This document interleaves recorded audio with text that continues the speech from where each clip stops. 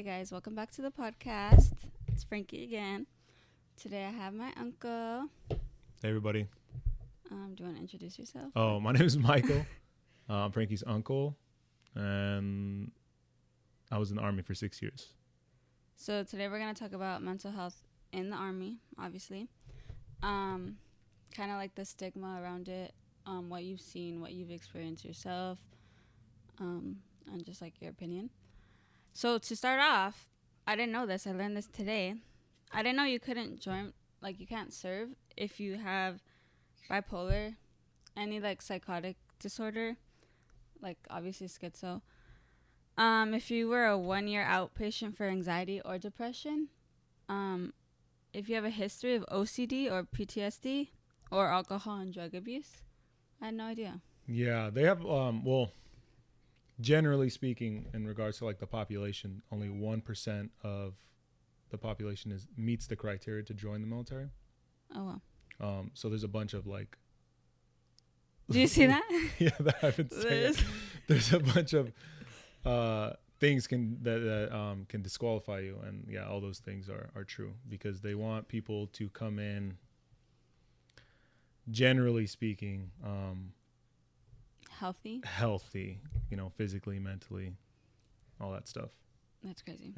Yeah.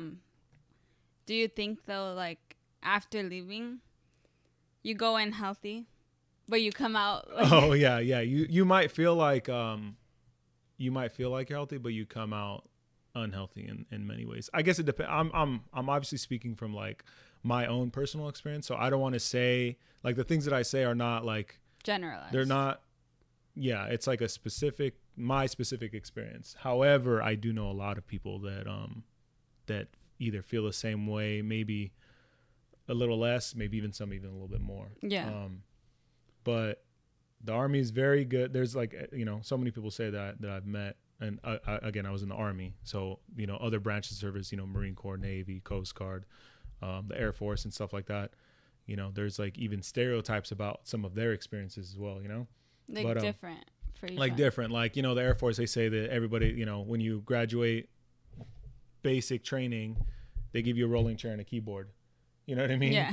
Like if they get injured, they wear wrist braces because, they're typing all day and stuff like that, but obviously there's some people in the Air Force who are like extremely capable. Yeah. So there's a saying like the Army is very good about getting you ready, but they're not very good at preparing you to get out. That's why there's 22 veterans a day that commit suicide.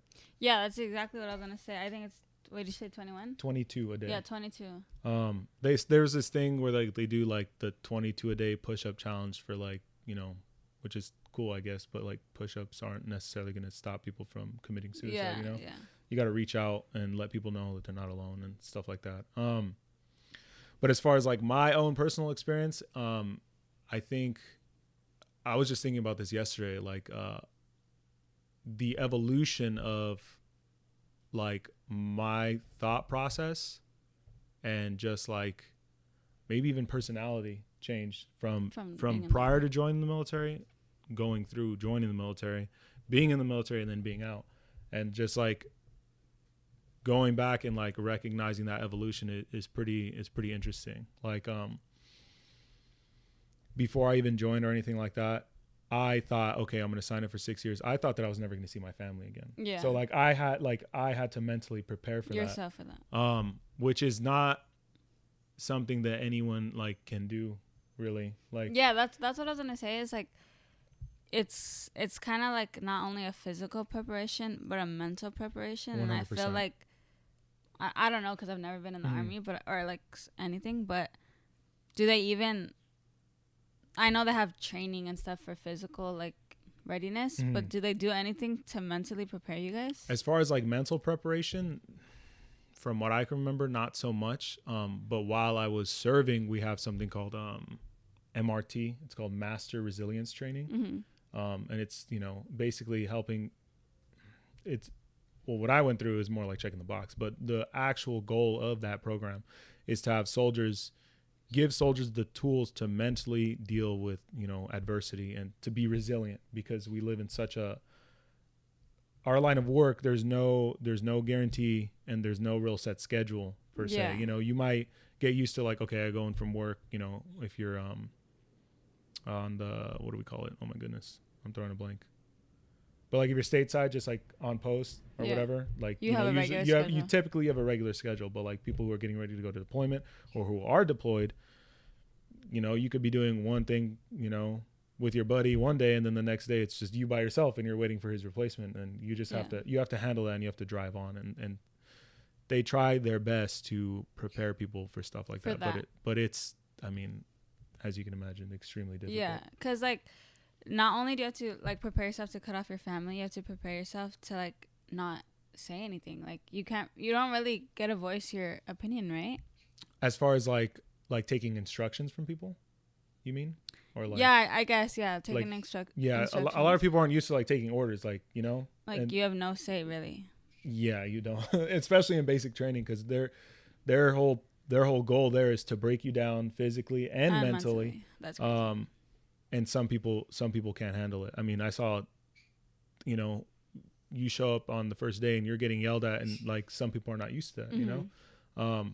You know, they would take away their shoelaces, they would take away their belts. Yeah, because people would try to, they like, they couldn't handle it. They would try to kill themselves there. But it's like, we haven't even done anything yet. Like, you just got told to stand over there and do some push-ups, like, you know? Yeah. And it's just, it's interesting to see the different, some people you would never expect to break down, and some people that you're like, oh, this guy isn't gonna make it, and they're the strongest, you know? And some of that is like, it could be like life experiences. It could be just, some people are just built differently, you know? They're built different, like Melissa says, yeah. So it's kind of interesting to kind of go through that. And then obviously, like in the Army, from my experience, like there's levels to it. Like when I was going through basic training, I was like, wow, this is really hard, you know? And, you know, I guess it was hard relative to like my experience in the military at the time. Yeah. Based on everything else leading up to that point. But then, you know, there's some other courses that you can attend, that I know one of them, it was in North Carolina. I'll just say that about it. That was the hardest thing I've ever had to do in my life, physically, mentally, like emotionally, professionally. Just, is that like is that one event you think you've seen other people the same thing? Like you could just tell for everyone that was probably the hardest thing they've ever had to go through. Oh, 100%. And at that course, it's not like they're not taking, like, you know, basic training, there's basically people coming off the street. There's people, you know, that just graduated high school, you know, they have that whole like support system, or just, they're like brand new off the street, you know? The people that attended, you know, this particular course, like they're supposed to be like the cream of the crop in regards to like, you know, being successful and going on to that field. Yeah. So they don't let just any old buddy, you know, go in. And you like have like no slack, because there's absolutely no slack whatsoever. Like they want that high attrition rate, because they'd rather take quality over quantity. Yeah. Because if you drop on quality, then that puts quality people who are in that profession at risk, and they become a liability. And dropping quality also has to do with like mental health. Oh, 100%. So that particular course had a very, like, one of the most extensive psychological evaluations I've ever been through. Like, prior to going? No, while at the course. Well, prior to going to, they evaluate you too. Like, it's more, I assume it's like they kind of skim through your file and like, okay, make sure, this guy's like, no red flags. No red flags. But when you're there, the course is hard. Like, I remember being so hungry and so tired and thinking like, I will do anything right now to bite an apple. Like, to buy an apple. Like, just like the thoughts that go through your mind, and like you're just like, and the thing is, at this course, like, they don't make you stay at any point in time. Any point in time, you can say, I'm done. So let's say, okay, get in the truck, get your stuff, and, you know, good luck. Like, done, like you're out of the Army, or done with that course? Out of the course, yeah, out of the course. So that's another mental aspect that definitely they play to test yourself, you know, your own. So let's say somebody does that change how everyone looks at that person? Not necessarily, because the people who come into that course, they're not all from the same unit. Oh, okay. So it's like people like, you might not know. So in my class, there was 311 candidates, right? And there's people ranking from like specialists, like an E4, which was considered a lower enlisted soldier, typically they take orders and stuff like that, all the way up to captain, who would be in the command of a company. You know, they're in charge of like 140 plus soldiers. Wow. You know, that's their commander. Mm-hmm. But there, you're a number. Yeah. Like You're just some dude who doesn't take orders can be put in charge, and he's giving orders for a whole team. Yeah. And people have to handle that. And some people who are who've been in a leadership position, they don't their know whole how to career, do that.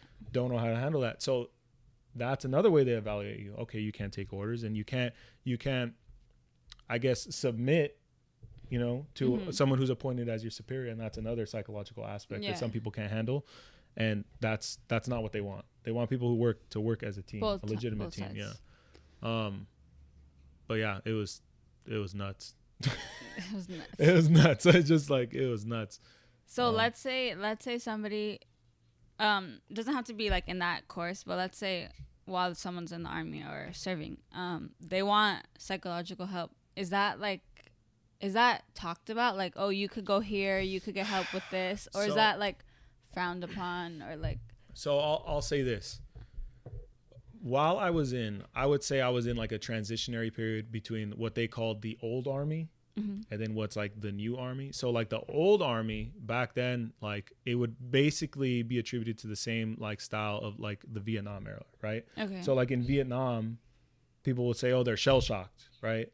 Like, you know, but now we know that that's PTSD. Oh. And like they had severe traumatic experiences, right. and they were giving absolutely no tools to cope with that or any of those things. This was like what you think, like in your first year there, or? Like I said, I was in a transitionary period, so like that those types of like policies or like those like norms were still like, we're on the way out. Yeah, we're on the way out. But did you encounter people who were from that time? Oh, 100%. So like some of the leaders that I had, they were in 20 years. Okay, my bird, this is going crazy. Yes. So like some of the guys that have been in for like 20 plus years, they grew up in that area, so they're like, they have that indoctrinated into them. So that some of the new soldiers coming in, they try to implement that sort of like ideology on them, and the leadership didn't want that, because, you know, you're basically compromising guys coming in. You're compromising their longevity psychologically.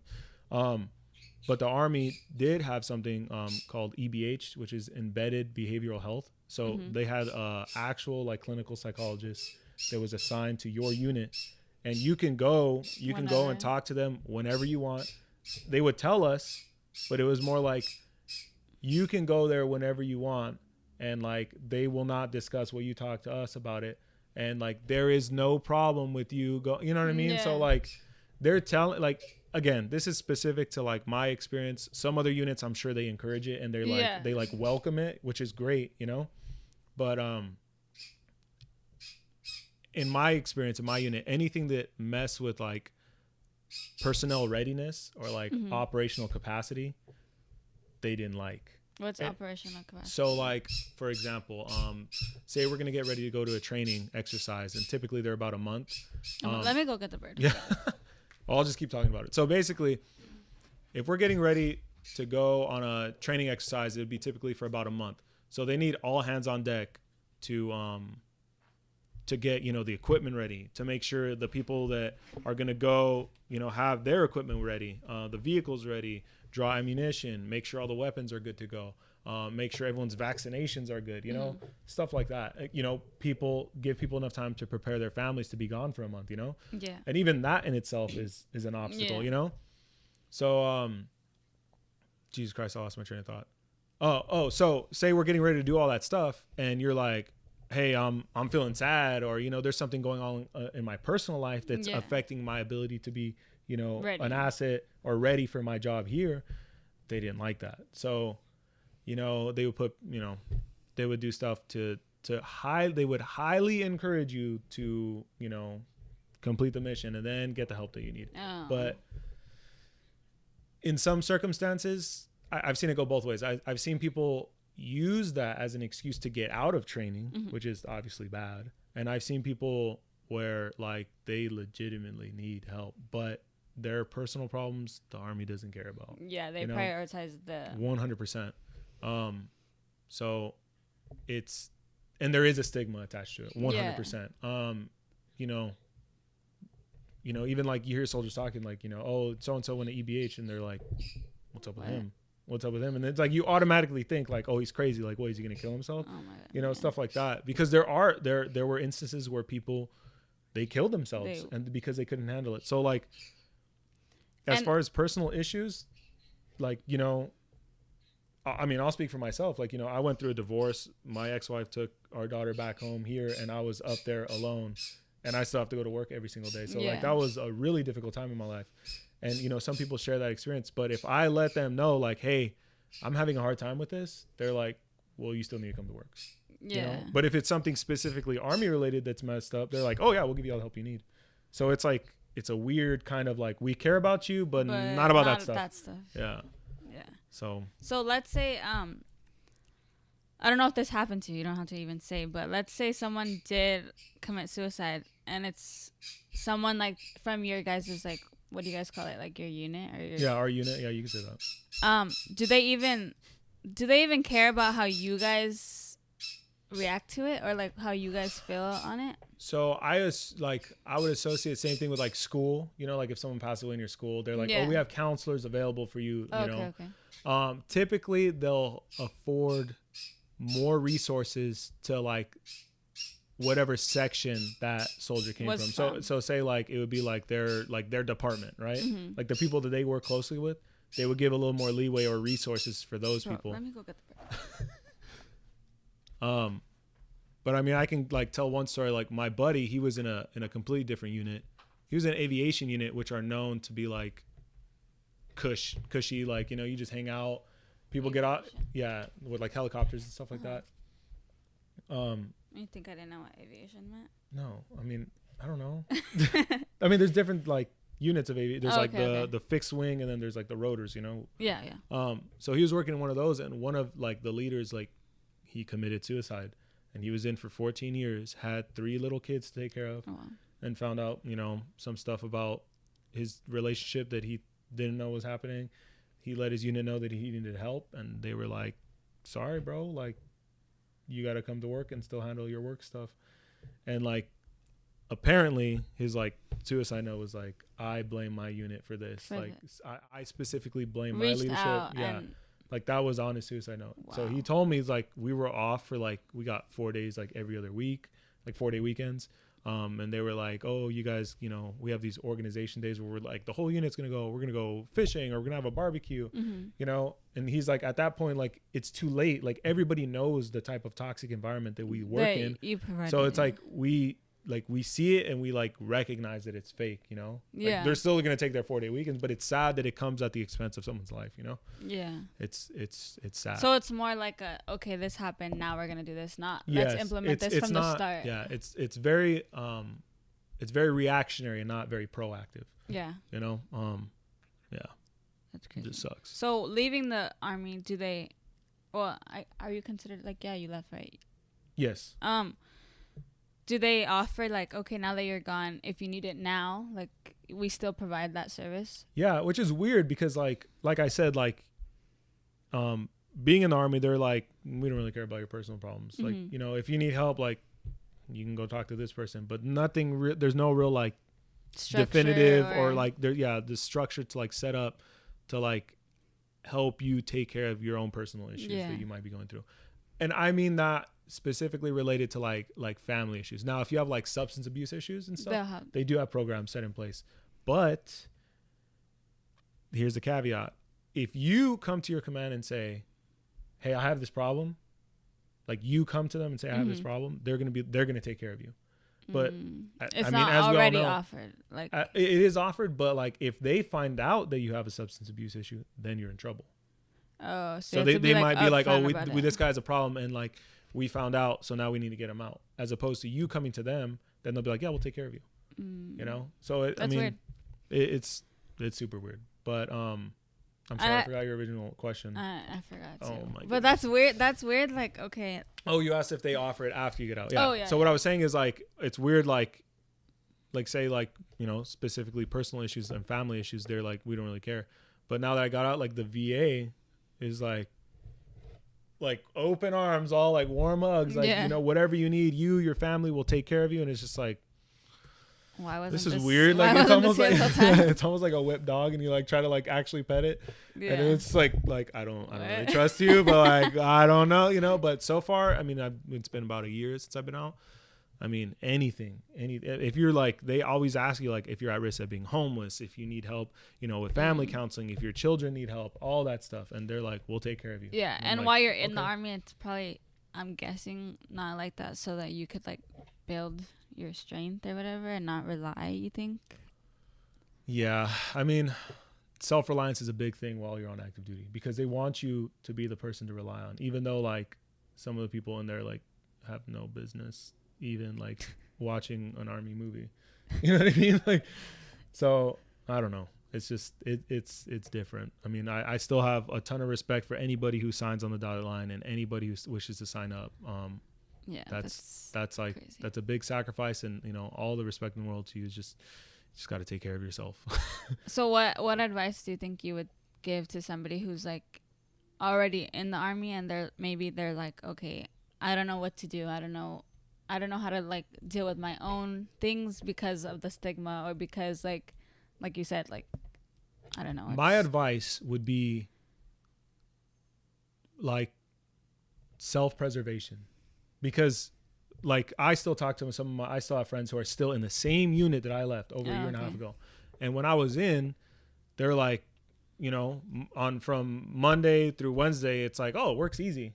But then like Thursday afternoon to Friday, they're like, here's all this work. We need this done by this time. Otherwise, nobody's going home. You know, compliance-based leadership, basically. And it puts so much immediate stress on you. And you're like, I need to get this done, right? And I need to solve these problems. And I need to do this. I need to do that. X amount of time. And I have this amount of time to do this amount of work. And they do that all the time. So that wears on you, right? Mm-hmm. So my advice would be, I mean, so like I said, some of the people I still have friends who are in the exact same unit, they are still doing the exact same thing today. And I've been out for a year and a half. Oh, like as when they have the same problems. They have the same deadlines. So the work is going to be there. Yeah. Like, don't kill yourself or don't compromise yourself or compromise your family for the sake of your leader getting a nice little bullet on his, you know, quarterly report. You know what I mean? Yeah. Obviously, do your job to the best of your ability. Be an asset to your organization, but don't overwork yourself for the benefit of somebody else. You know, there's so many opportunities in the army. You can go to school for free. You can get certifications for free. You can do all kinds of things, right? Mm-hmm. You can change your job. There's so many. You can go travel the world, get paid, and all that good stuff, which is great. Yeah. You know, focus on that stuff. Focus on self-development. Obviously, don't step on other people to get to the top. You know, you should bring people up with you. But don't compromise yourself and just worry about self-preservation, because at the end of the day, those issues are still going to be there even after you leave. Even after you leave that unit, after you leave that post, after you leave service. So can you transfer? Like, let's say you don't like, I don't know, like the area. Like there's like a toxic work environment or like, you know, typically, no. Typically, you got to suck it up. Now, there are some instances where like the Army's really big about like sexual assault, sexual harassment. They've like pounded that into everybody's head, like there's zero toleration for it, which is good. There should be no 100%. Nobody should tolerate that. However, I've seen instances where, you know, some soldiers use that to their advantage to get out, to leave, and it sucks because it takes away from the actual victims, you know. And I know people who are like actual victims of sexual harassment and even assault, and they say, I'm not going to say anything because it's going to make me look bad. Like, that's so horrible. Horrible. I always advocate, say it. If you see something, say something. And, you know, they're going to do the best they can. Yeah. But I understand also that thought process, because of you hear of people saying something and nothing comes of it. Yeah. So it's so what about like you see someone, like let's say someone in your unit, and you're like, oh no, like this person like is throwing red flags, like they're gonna hurt themselves, they're gonna hurt somebody else. Like, can you say something? Like you have to say something, 100%. Right? And you also, I mean, I don't want to, you know, say the wrong. I don't want to not say the truth without 100% knowing it. 100% knowing it. I want to say you're obligated to, but that may or may not be correct. I mean, to me, it's like, dude, you got to say something. You know? But will that come at the like obviously you're gonna put well, I would assume you'd put their health first, but like, is that person gonna get in trouble, or is it gonna be more like this is Absolutely not. So I think like how it would go is like you don't necessarily have to put their personal business out there, but you could say, hey, this soldier's having a really hard time, and I think he could use some help. And you know, they'll try to get him the help that he needs or whatever, and then after that, you know, when he or she comes out on the other side, if there's like an official diagnosis that would, like the ones you mentioned, that would disqualify him, then they would work on their way to getting him out, which to me, I mean, I guess is the right move, because say you're in a deployment situation where like, you know, you're relying on the guy next to you to save your life. Yeah, you don't want if they're having struggles like that, you know, stateside, you know, in garrison, that's what it's called, in garrison, I remember now. How can you rely on them in a combat environment, you know? So it's a good thing and it's a bad thing, because now that it's a bad thing because that soldier gets out and they don't have the same resources as far as like income and that job security that they had because prior. They had to leave. So that in another way is another stigma, and another psychological process that goes through. It's like, do I say something because I can mess, you know, there's some people, I have kids that I need to feed, you know, even just their like you're kind of telling them, okay, because this happened, like you're not worthy of. Yeah. Oh, 100%. I mean, even like I'll speak for myself. So like, you know, I tried to do bigger and better things in the Army, at least in my, you know, my thought process. Right. And I was unsuccessful. And I was discharged because I wasn't able to do my job anymore. Under honorable conditions. Okay. So don't make any assumptions. Cause I got injured. Right. So that was a real, like, I went through it quite a bit, because it's like, you have so many of these aspirations and you build up, you know, these dreams, and, you know, I just need to do this, you know, you're betting on yourself and you come up short. So it kind of messed with me for a little bit, and it took me a while to really like accept it and like move forward. But now I look back on it and I'm actually grateful that happened, you know. And most of life's experiences that are bad in that moment, you think it's the worst thing that can happen to you, but then 5 years from now, it takes you're time. Like, oh, okay, like now I see, you know, the path that it took me to, that I would have never been able to see in that moment, because you have so much emotionally invested in it. Oh yeah. Yeah. So I just kind of. Do you think? I mean, I know you can't speak for everyone, but let's say that happens where you see someone who you want to like give a heads up, like, hey, this person needs help.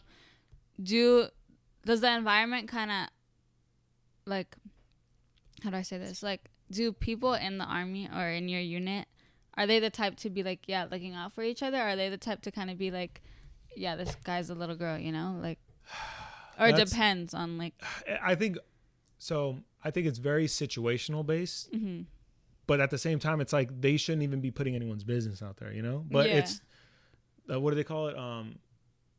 We used to call it like PNN, the private news network, because all the privates find out all the information about everybody, and they're always spreading it out, you know. Yeah. So, you know, as far as like a professional standpoint, I don't think that information should be coming out as far as like why people are getting help. Now, if they willingly give that information, then, you know, then I guess you can make, you know, it's free reign to give an assessment, I guess, and try not to judge. Yeah. But like you know, in my experience, there was guys like who were like, I'm gonna go AWOL, which means like I'm gonna absent without leave. Like I'm basically gonna desert the Army if you don't let me go home. This guy said, I was gonna go AWOL if you don't let me go home to bury my dog. Wow. Yeah, and like he wanted to take emergency leave, which is meant for like immediate family members, like your mom, your dad, your brothers, sisters, right? He wanted to take emergency leave across the country because his dog died. Now, I love dogs too. Like, you know, I had a dog for 18 years, the same one. And, you know, this is not a knock on dog owners or anything like that. But like, there's, you know, our first sergeant at the time, who he was telling this to, said like, hey man, like I was in Iraq when my grandmother passed away, and like she raised me. Like I didn't get to go home. Like you're gonna be okay, you know? So stuff like that, we're gonna be like, dude, are you serious? Like, come on. Yeah, like there's other people that are having difficult situation and didn't get to do it. 100%. And then a lot of it, like, I love the Army. Like, I'm pretty sure this whole thing probably sounded like I'm bashing on the Army. It's bad. But, like, I love the Army. I love the military. I love everything that the opportunities that are there, everything that's provided for me and my family, the experiences and stuff like that. But it's just like any organization. It's as good. It's as good as the leaders that are put in a position to affect the majority of the organization. You know, they have all these policies and programs in place that are outstanding. Great. Love them. But some of those people who are running them, they're not, have no business. And do you think that's because they come from that, like, Vietnam, like, time you're talking about, or you think it's just it wasn't the right person? Like, and it wasn't so much like they came from that era of like, you know, just deal with it and be hard nosed and this, that, or the other. It's more like I feel like the new environment that they're bringing in, as far as like, there's people, like, they're trying to get so much help that they're like almost like telling you that you have problems too, you know? Yeah. And then like those and those people, some people use that to their advantage, right? And they step on people to get to the top. And once it doesn't matter who you are, they're going to step on you. If they can get one more rank and at the cost of you, okay, sure, crazy. Which is horrible, you know? Yeah, it's just, it's very unfortunate. It's very unfortunate. In our first podcast, like, some people kind of just throw around like, oh yeah, I'm depressed. Oh yeah, I have anxiety. Oh yeah, like this. Yeah. I mean, I'm sure, like, I'd say at least 30% of the entire population of our country suffers from some sort of depression. But it's such a wide spectrum that, like, it's hard to yeah. But if people are like self-diagnosing themselves because they like look something up on WebMD, you know, oh my goodness, I'm sure. Yeah. I've talked to people on, like, at the store, like, oh, how's your day going? And they're like, oh, I'm gonna have a contract. And I'm like, what? Okay, like, congratulate. Like, it's almost like a badge of honor nowadays. Like, it's like I belong to this tiny little subset of people, and it's just like that's what makes me special. And it's just like, you can't just be like a contributing member to society. Yeah. Like, you know? And so that's, which is weird, because like that's like you're saying, like, it's kind of like a badge, or kind of like, oh, I have this. But in the Army, it's like, you don't want that badge. No, like, you don't. It's the complete reverse, which is weird. Because but it's weird because it's like, it's good and bad on both sides, you know? Yeah. Like, out here, it's like, okay, it's good that you're actually able to say acknowledge and say what, you know, what your, I guess, what some people consider a deficiency, or what, you know, your ailments are, right? So then you can come up with a plan of action to try to best mitigate them or deal with them, right? Or like bring light to it too, like 100%, yeah. But then there's people who take that like to the extreme, and it's like that becomes their identity, and it's like, that doesn't have to be. And then in the Army, it's like, you don't want to say anything. Yeah. But then you you don't come up with a plan of action to deal with your ailments or your afflictions or whatever. And then those things can build up over time, and then who knows, which is crazy, because I feel like it's something that you need to identify with. I don't think it should take your whole identity, but it's definitely something that you need to acknowledge, that you need to be like, hey, this is happening. People need to accept it around you, and then you need to do something about it. Like, because if other people are saying, like, let's say in the Army, they're saying, okay, you know how they're saying, like, you could go talk to these people that are clinical psychologists, but that person doesn't want to accept it. Yeah, they're never gonna go. That's something that we never even talked about either, because like they can't unless like you have like a suicide attempt, right? Then they'll like admit you, right? Okay, but so nothing is like any other circumstance, if they're like, hey, I think we need to you need to go see help, and you're like, no, I don't, like, they can't make you. They can't make you. But then so if you legitimately it's really up to you whether or not you want to do it, and like whether you accept that, because for a lot of people it's really like I guess like a pride thing, like, oh, 100%. No, I don't. Like, what do you mean? Yeah. And I feel like in the Army, I don't know, but like I'm obviously, in the Army instills a great sense of pride in you, you know, from the first day you walk in till you get to your unit, you know, you better be proud of who you are and all that. Outside, like in regular society, like that's already an issue, but I could just imagine in the Army, it's like, oh, no, like, what are you saying? I have a problem. What are you saying? 100%. Like, I mean, you can imagine there's guys that are like, yeah, I was in the military and I couldn't handle it. Like, nobody is gonna willfully or like say that with any sort of like pride or like conviction, you know? Like, nobody wants that for themselves, you know? So it can be extremely difficult. And I mean, my like heart goes out to those people in the struggle like that, but just do the best that you can to get the help that you need in the manner in which you need, and hopefully hopefully while you're in there, not when you're ready to be out. 100%, and hopefully not in a way that compromises your career or whatever your trajectory is. Yeah. Alrighty, I think we covered everything. Probably not, but I mean, yeah, it's like a spiral, but like everything that I wanted to touch on, unless you have anything else. No, nothing really. I mean, what about advice going into the Army, like fresh meat? Fresh meat, like they've already signed the contract or are thinking about signing the contract? Both. If you're thinking about signing the contract, get a college degree first. Please, God, get a college degree first. I joined the military because I could not stand school. I can't sit in a classroom listening to a monotone teacher talk about something that I'm not interested in. Yeah. That's like, that immediately puts me to sleep. Like, my eyes are just like, done, right? Yeah. But I went in the military like, oh, I don't have to go to college. Now I got out, guess what? I still have to go to college, all right? So I just have a lot more responsibilities. So while you have no responsibilities, go to college. And then even after you get your degree, if you feel like joining, then join. Because guess what? Okay, what if you don't know what you want to do? You're going to get paid a lot of money. A lot more money. A lot of money. If you go in the Army with the college degree. Yes, because then you become an officer. And you just, all you do is point. Go that way. You have to get like your BA or like an AA is fine. BA. Get your BA. You can get an AA and you get a pay bump. But if you get your BA, that's going to be exponentially better than coming in fresh out of high school or just with an AA. So go to college, get a degree, because then join. You'll make a lot of money, and if you don't like it, you can get out, okay? And you'll have a college degree. Yeah, you have a college degree to back it up. You know, people who just signed the contract, say you just came fresh out of high school or whatever, just go in with an open mind. Realize that hundreds of thousands, maybe even millions of people have done this before you. You can do it too. Don't quit. Okay? Don't quit. It's going to be hard. You're going to be tired. You're going to be, hungry. You're not going to like the guy next to you, or, your bunkmate's going to be, disgusting or whatever, because you're dealing with people from all over the world, right? You're going to live. So you're it's going to like be a mind over matter type of thing. Mind over matter. And honestly, like, enjoy it. Mm-hmm. Enjoy it. There's like some of the hardest things I've ever done in my life. In the moment, I'm like, why am I doing this? Why am I so, like, I could be at home chilling with my kids, you know what I mean? But then, like, a year, even like a year later or 6 months later or 5 years later, you look back on it and those are things that you're proud of because you enjoy it, and you're like, man, like, if I can, there's times I'd be like, if I could go back to basic training, I would, just to have that experience again, and like just with the experiences I've had already. Have now.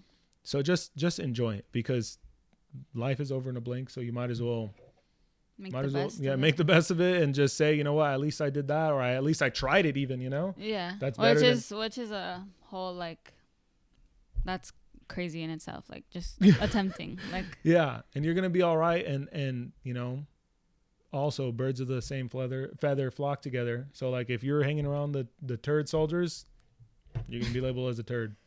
Yeah. So don't be a turd. And just do the best you can, and always try and strive to be an asset to the organization, because that in itself will get you far. Mm-hmm. I came in as a E1 private fuzzy. I didn't even have rank on my chest. I don't know what that means, but like, I'm the bottom of the barrel. The bottom of the barrel. Like, I was a sanitation specialist. Like, you want the bathroom clean? I got you. Like. And I made it all the way up to, I was a sergeant or whatever, but I did that. I was a sergeant or whatever. Yeah. But I did that as fast as possible. And I did it through hard work, dedication, studying, all that stuff. And I'm sure taking care of your mental health helped. Oh, 100%. And when you have a weekend or whatever, and you have a little bit of time off, go enjoy it. Don't become the Army. You know what I mean? Mm-hmm. Like, have your own life outside. Have your own life outside of it. 100%. And don't drink so much. Don't drink so much. That doesn't help. I know. But I don't drink anymore, so it's okay. All right. Okay. All right. Yeah, I think we're done. So thank you. All right. No, thank you. This is great. And when this blows up to like 9 million subscribers or whatever, I'll shoot you like hopefully I'll shoot you a Doge or something. No. I don't even want that. Just be like, hey, come back. Okay. Or whatever. I don't know. Okay. For sure. All right. Good luck. All right, be bye safe. Guys.